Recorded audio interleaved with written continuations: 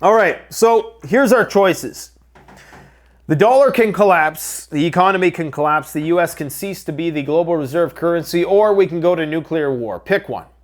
We can man up and we can pay our debts, or we can fight about it instead and likely take down the planet with us. I'm just saying, I'm opting for the first option because the first option is included in the second option. I'm pretty sure a byproduct of nuclear war is a dollar collapse anyway, so the smart thing to do in this case would be to pay our debts, but that's not what we're going to do, and we're going to find out in the next 72 hours what our genius leaders have concocted for their next move in the great East versus West 21st century conflict. My friends, the upcoming summit at Vilnius could lead to the precipitous increase in tensions between Russia and NATO, or it could just be a continuation of what we've already seen, a protracted, incremental upping of the ante in terms of the conventional munitions that we provide the Ukrainians to prosecute their cause.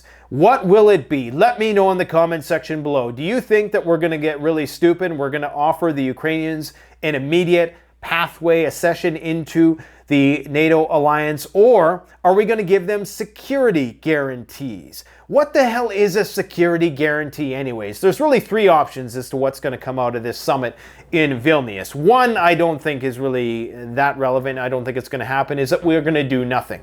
We're not going to offer the Ukrainians anything more. We've seen that for whatever reason, we're very, very heavily invested in this conflict, and we're not going to be fundamentally changing our position in that regard. Number two, I think is probably the most likely, is security guarantees. But is number two different from number three, which is, of course, a pathway towards membership in the alliance, an immediate pathway? Because remember, 22 out of 31 NATO countries are calling for the immediate integration of Ukraine into the NATO alliance. Of course, that means the invocation of Article 5, the immediate invocation of Article 5. Will they use this? Here's a question for you. We're going to talk about why security guarantee and that whole semantic is very, very misleading, and why it's not much different than designating Ukraine a fully fledged member anyways. But what was I going to say?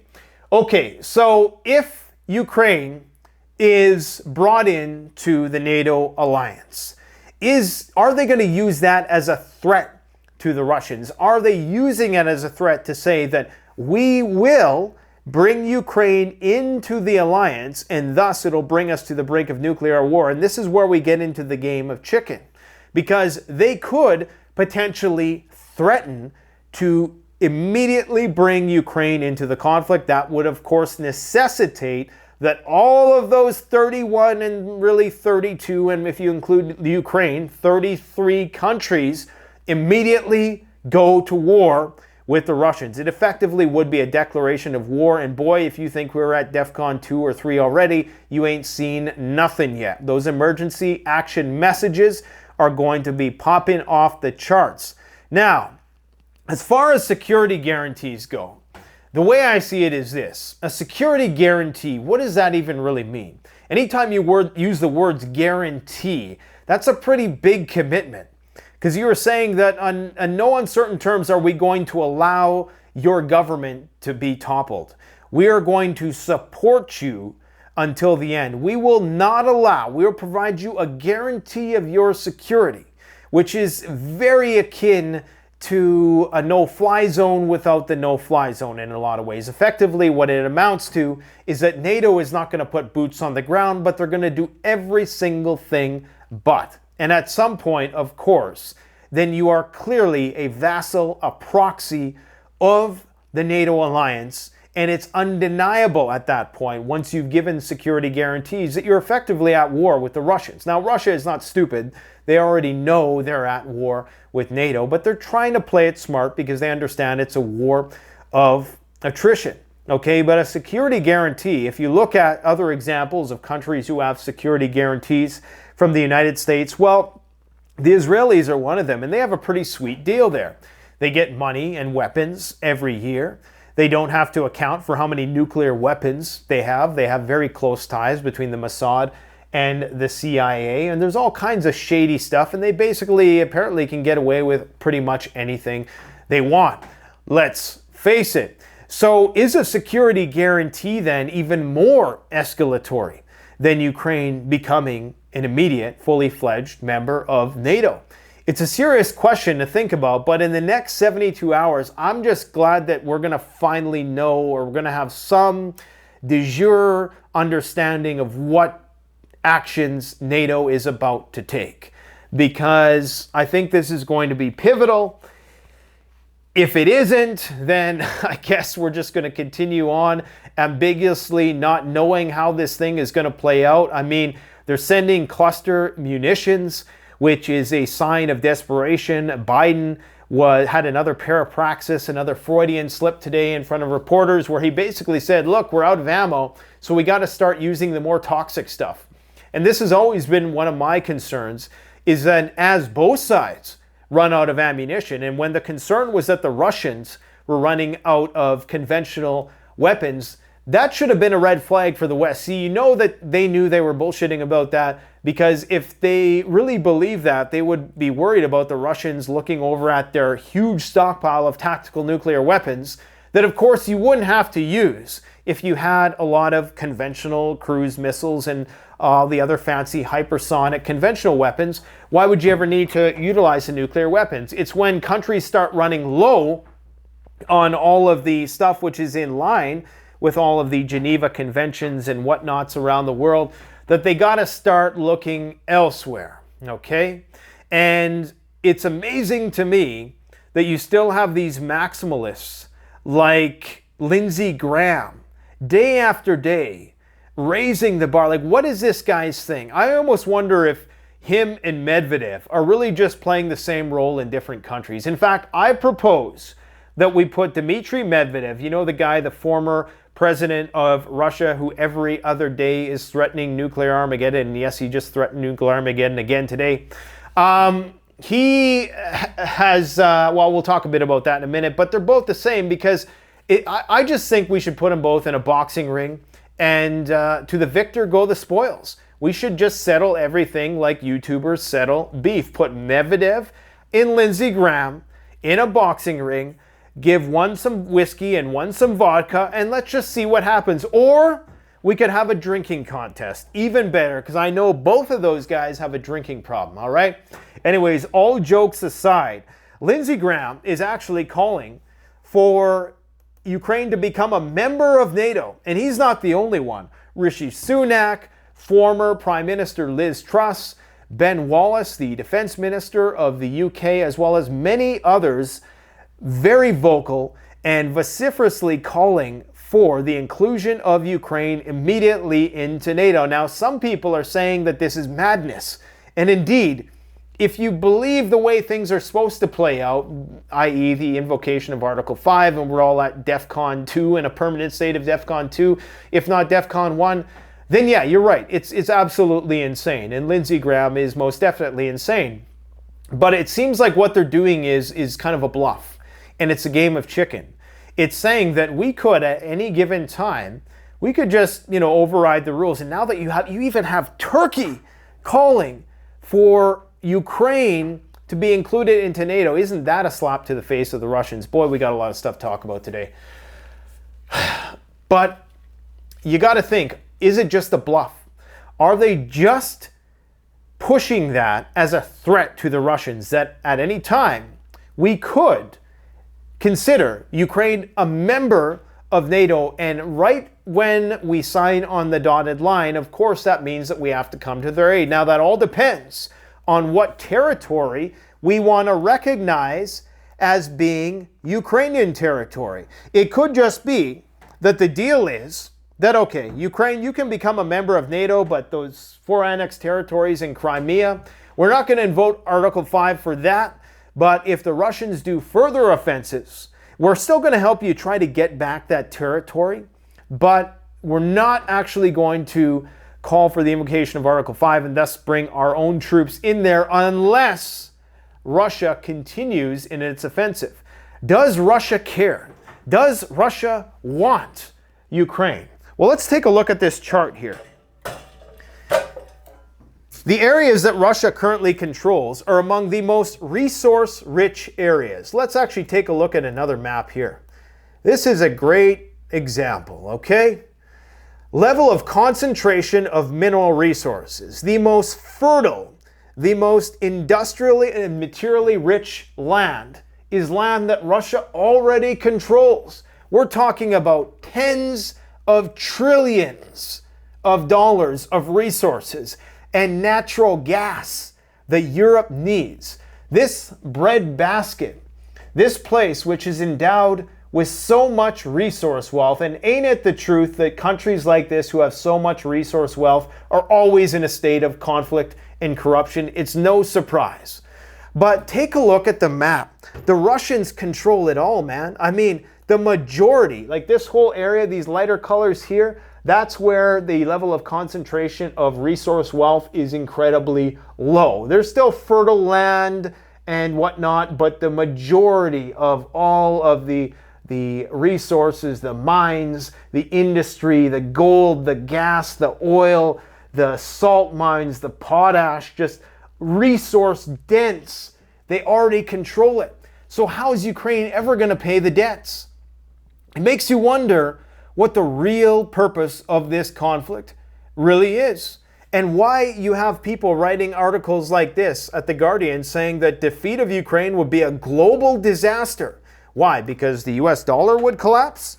Okay. Of course the US dollar is going to collapse. We have to pay our debts at some point. We have to be big boys. We have to take responsibility for the mess we made. NATO must finally step in to stop Russia. Do you think Russia really wants to go further? I mean, they may, because quite frankly, they're probably going to realize at some point, you know what? NATO's a bunch of pussies, and we're kicking their ass. We're literally kicking their ass. We have a bigger military than pretty much most of the NATO countries combined when you factor in all the tanks we have. And even if the NATO countries had a 5 to 10 times larger collective military, it's not as interoperable as our own. This is why Germany was able to conquer Europe with 3,500 tanks in World War II. The Russians, at least as far as we know, have lost maybe, the worst case estimate from the Russian perspective is around 2,000 tanks. And I think the Ukrainians estimate it to be around 1,600 tanks. So realistically, maybe they lost half of that, of their 20,000 tanks, okay? So it's possible that the Russians say, you know, we didn't want to go all the way to Germany before, but now we're realizing that, shit, you guys are a bunch of pussies, so we're going to continue further. You don't even want to, you're not even willing to put your troops on the ground. I mean, you got Turkey. Okay, so Turkey, triple entente slap in the face. They sent, on the same day, this is what they did. They supported Ukraine's immediate accession into NATO. Okay, and this is, Erdogan is supposed to be Putin's buddy. And unless they're playing some kind of weird game of double cross, 4D, double agent 4D chess, I don't know, but it certainly doesn't look too good. You know, it's like a friend that keeps on giving by stabbing you in the back repeatedly. So this is what Erdogan did. He supports Ukraine in its current form, I'm guessing, or maybe that includes the annexed territories in Crimea. I don't know. He supports them going into NATO immediately. He also supports, or he allowed the release of 5 Azov battalion commanders who all looked to be in very good shape. In fact, it looked like they just came from a resort. It didn't look like these guys were interned in any way which was bad. You know, like it didn't look like it was a negative experience at all. The state of them, unlike some of the POWs we've seen that are completely gaunt and devoid of any body fat. And they're also going to be sending some self-propelled guns, self-propelled artillery. So did Turkey just turn on the Russians is the question. And that's very pivotal because Turkey and the Russians were supposed to have this deal for natural gas. You see, there's all kinds of natural gas in Ukraine, tons of natural gas. Look at all this natural gas in the Black Sea. Maybe Turkey's thinking, hey, we're still in the crossroads.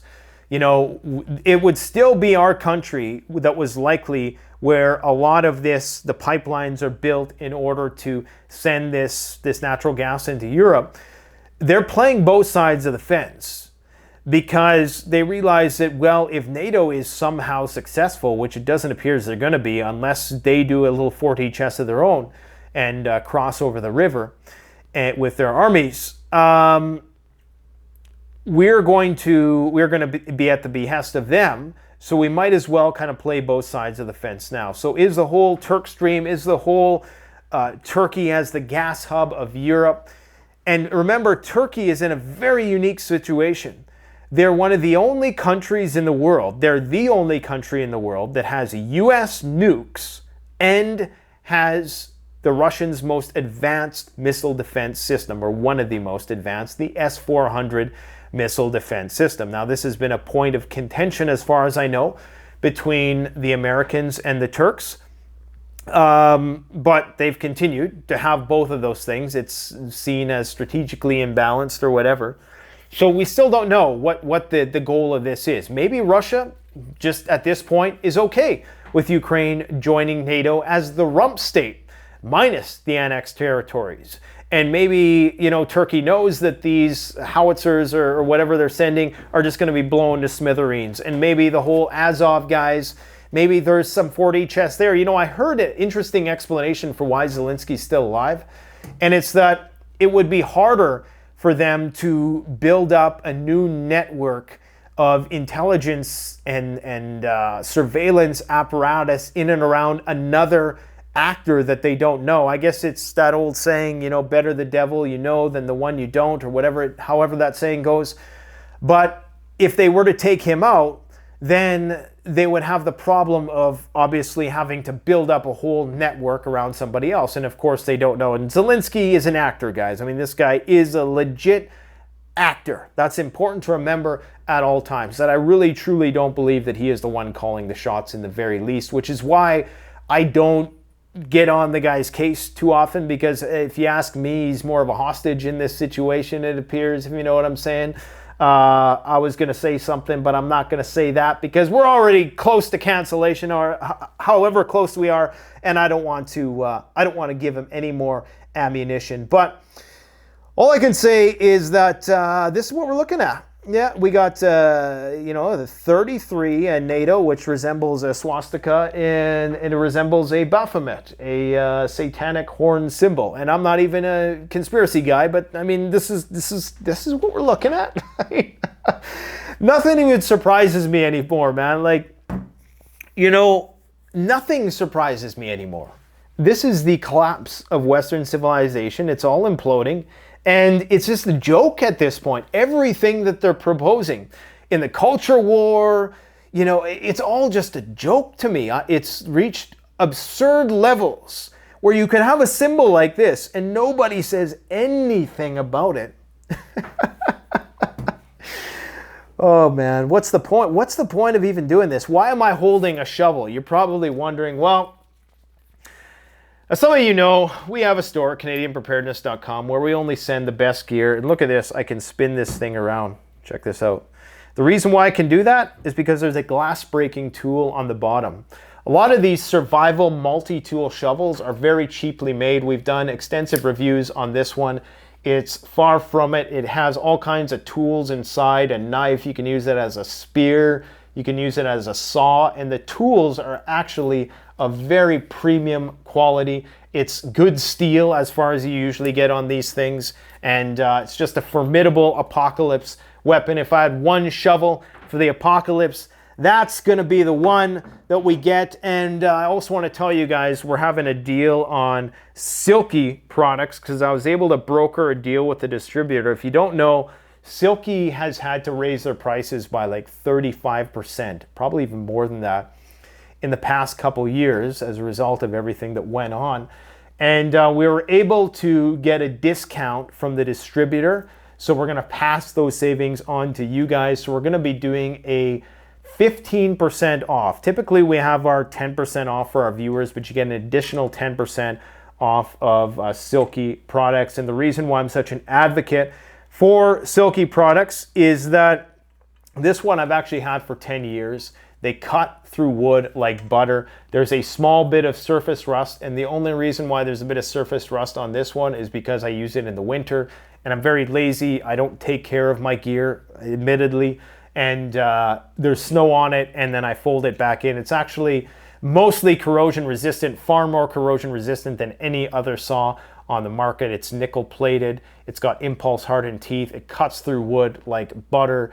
Barely ever needs sharpening. Eventually it will, but I mean, you need something like this if you're talking about off-grid, because chainsaws are not going to be an option for three main reasons. One, they're too loud. They draw too much attention. Two, they have a lot of moving parts. And three, you need gasoline. If you don't have gasoline, you're pretty much SOL. Okay, so go and support the channel. That's the best way to support it. You know, we made a video the other day. I thought it was kind of cool. I mean, maybe it was a little bit cringy, but you know, we put a lot of work into these videos. Like, we have a team of like graphics artists, and we do all these cool videos. These are the videos I love to do, man. Unfortunately, we might be pigeonholing ourselves into this daily dose of doom and gloom things. I don't really know what we're gonna do on the channel, because you know, this type of content, it really costs us a lot of money to make these kind of videos. As much as I love doing them, there just doesn't seem to be the interest in these types of things. But I mean, you never know. Maybe the YouTube algorithm just has to catch on. But I thought it was a fun video. We're gonna keep doing videos like this, don't get me wrong, because you gotta keep doing the thing. You know, I mean, you can't just be talk. I know a lot of people just want to hear me talk about how shitty everything is in the world, but you actually have to pair that with taking some kind of action, even if it's just, you know, going to the gun range, or, you know, just dabbling in gardening, or, you know, taking a first aid course, just something. Do something, because if you're serious about this, if you actually do think that the shit's hitting the fan, then you gotta do something to prepare for it. Otherwise, it's just masturbation, right? Mental masturbation. Now, what you're seeing behind me here is the fire smoke map. Believe it or not, the wildfire season has only really just started. Yes, you heard correct. It's really only started. The fires in Canada typically, I'm not talking about peaking. I'm talking about they usually don't really start until July, especially in British Columbia. And just the other day, we had a thunderstorm pass through there, which was a low precipitation thunderstorm, lots of lightning. Started a lot of fires. We have higher than average temperatures out there on the West Coast right now. So that is fueling a whole new set of conflagrations out there in the West. So it's smoky as hell out here today in Saskatoon, where I'm from. And I have a sneaking suspicion that you down in the South are going to get a good blast of smoke as well. What else do we have to talk about today? We talked a little bit about Lindsey Graham. Did we talk about cluster bombs and why there's such an escalation? Well, I briefly talked about them in the other day's video, but I mean, it's going to allow them to do a lot more damage on the front line in terms of Russia's defenses, I'm presuming, because they're not going to have to be as targeted. And they're saying that the reason why they're sending these there is because they're running out of ammunition.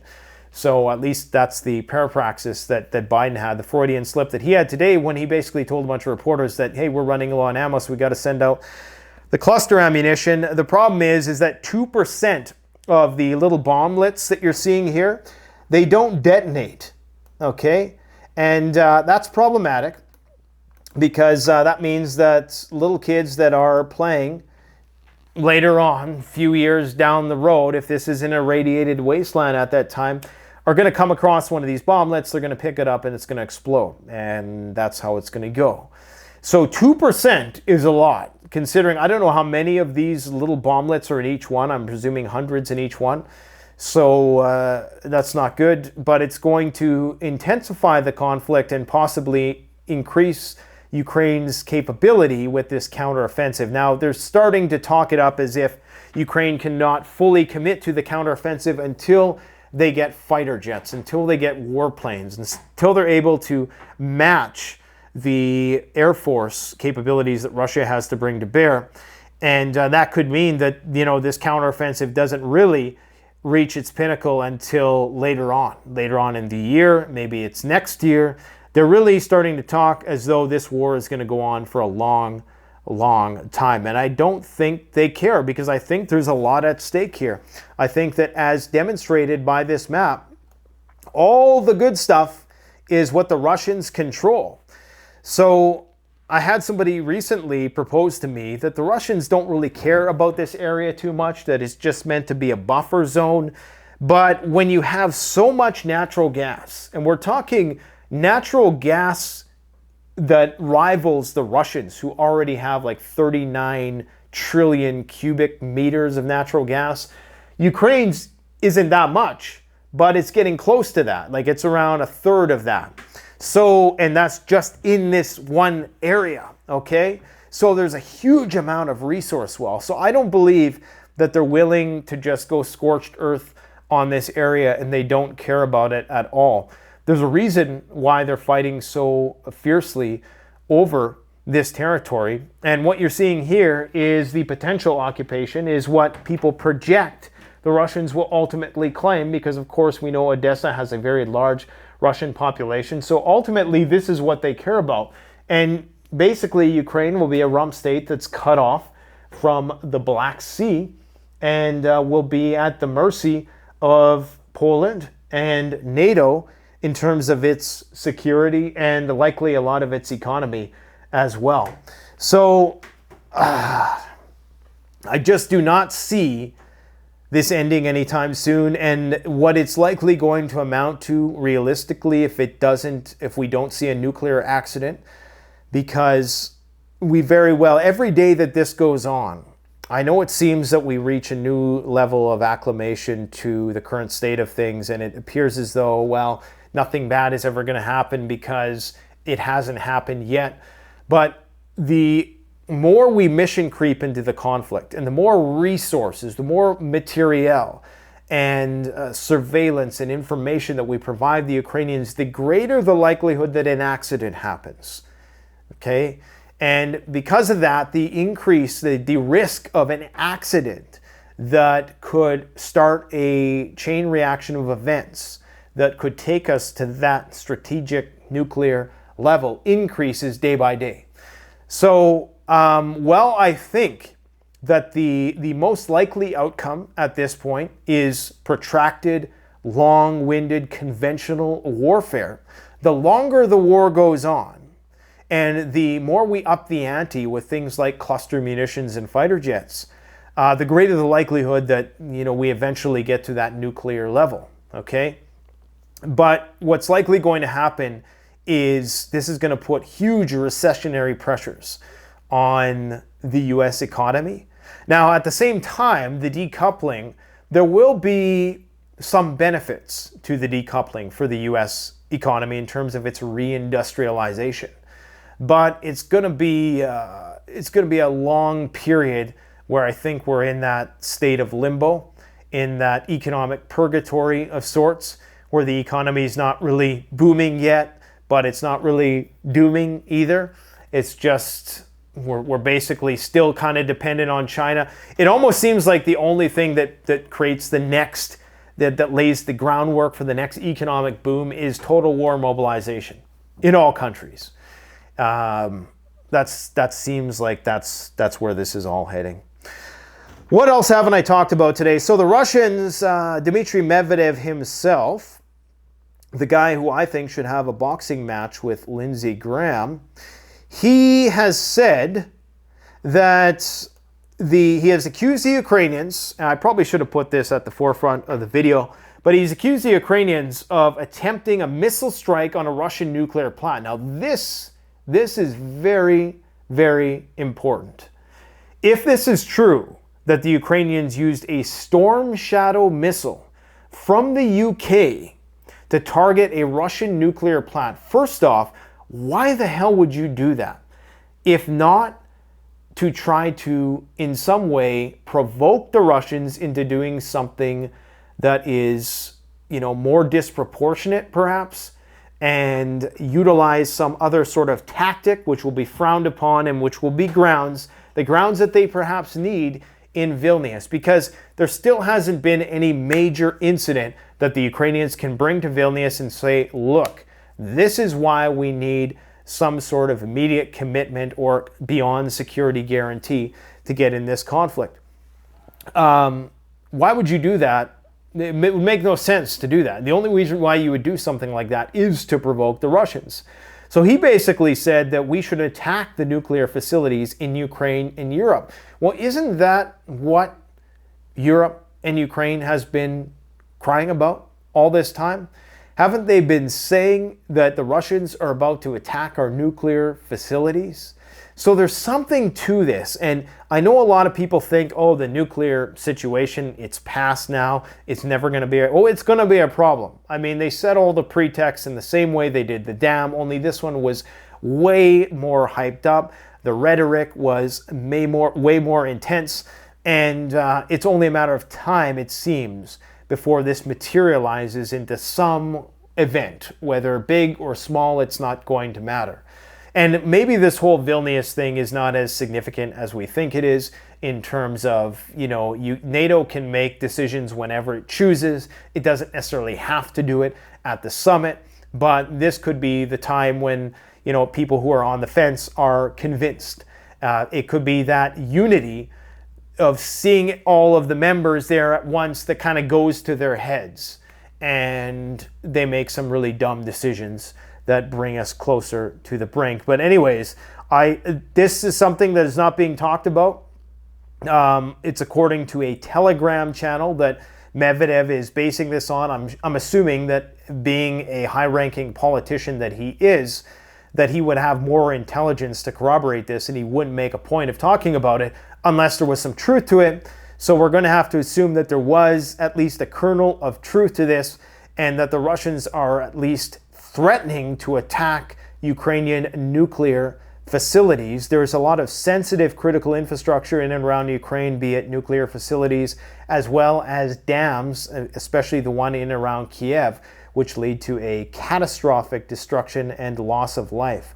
In his post, Medvedev wrote that if the attempted NATO missile attack on Smolensk nuclear power plant is confirmed, which is just east of Belarus, I do believe, then it is necessary to consider the scenario of a Russian strike on a South Ukraine nuclear power plant, Rivne nuclear power plant, where all the top high-ranking commanders just met recently, or the word I can't pronounce, nuclear power plant, as well as nuclear facilities in Eastern Europe.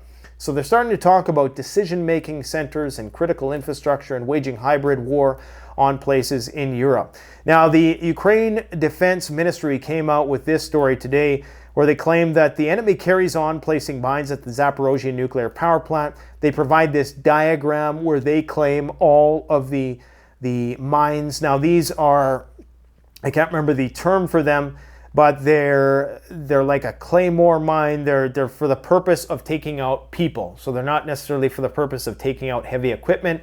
So would they even be powerful enough to have an effect on the nuclear facility, I think is the biggest question. But you can find all this information online if you just go to the Defense Intelligence of the Ministry of Defense of Ukraine website with their Iron Cross logo. I mean, God, this is clown world, man.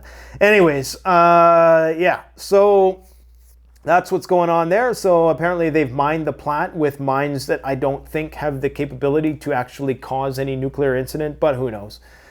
Who really knows at this point in time what the hell is going on? Gigantic swarm of grasshoppers flying into Utah is so large that it was picked up by weather radar. I don't know if I have an image of that. Yeah, here it is. This is the image on weather radar of locusts that were picked up, okay? So in Utah, you know what those people in Utah and Salt Lake City, you know what those Mormons are going to be thinking? They're going to be thinking, man, I got to start freeze-drying more food. Speaking of freeze dryers, that's where Harvest Right originates, is in good old Utah. NATO will announce a large-scale agreement to support Ukraine. Like I say, I don't think there's much different between security guarantees and full accession into NATO. In fact, I think you can make the argument that it's almost better for both if they don't immediately are included into NATO. For one, it doesn't immediately put us at DEFCON 2, but also because it's very ambiguous in terms of what the commitment is going to be. You look at security guarantees with Israel, they got nuclear weapons, they got a blank check for support that nobody questions, that's bipartisan. And yeah, anyways, so here's Zelensky with his buddy. I mean, this is a man who is, this does not look like a man who, you know, is really in control of the situation. I mean, this looks like a guy who maybe they got some dirt on them or something, and they're like, you better do this, because if you don't, we're going to tell. What else we got going on here? I think that's about it for today, guys. I'm going to go enjoy the rest of the smoky day. And just remember, Russia has over 10,000 battle tanks left. And I believe the UK has like 50 that are operational. So something to think about. Thanks for watching. Don't forget to like, comment, subscribe, and hit it up.